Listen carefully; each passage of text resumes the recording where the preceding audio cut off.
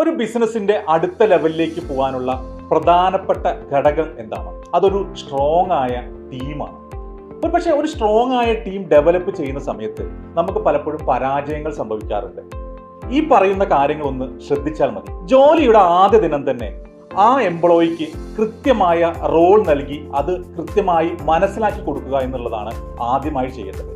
രണ്ടാമത്, അവർ ചെയ്യേണ്ട ജോലികൾ അത് മിനിമം 3 ലക്ഷ്യങ്ങളെങ്കിലും വെച്ചുകൊണ്ട് അവർക്ക് പറഞ്ഞു മനസ്സിലാക്കി കൊടുക്കുക അല്ലെങ്കിൽ എഴുതി കൊടുക്കുക എന്നുള്ളതാണ് രണ്ടാമത്തത്.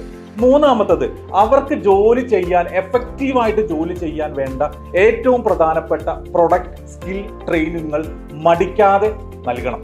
നാലാമത്തത്, അവരുടെ പെർഫോമൻസ് അനാലിസിസ്, അതായത് അവർ ചെയ്യുന്ന ജോലിയുടെ പെർഫോമൻസ് കൃത്യമായിട്ടുള്ള ഇടവേളകളിൽ മടിക്കാതെ മറക്കാതെ ചെയ്തിരിക്കണം. അഞ്ചാമത്തത്, പെർഫോമൻസിനെ അഭിനന്ദിക്കാനും മോട്ടിവേറ്റ് ചെയ്യാനും ഒരിക്കലും മറക്കരുത്.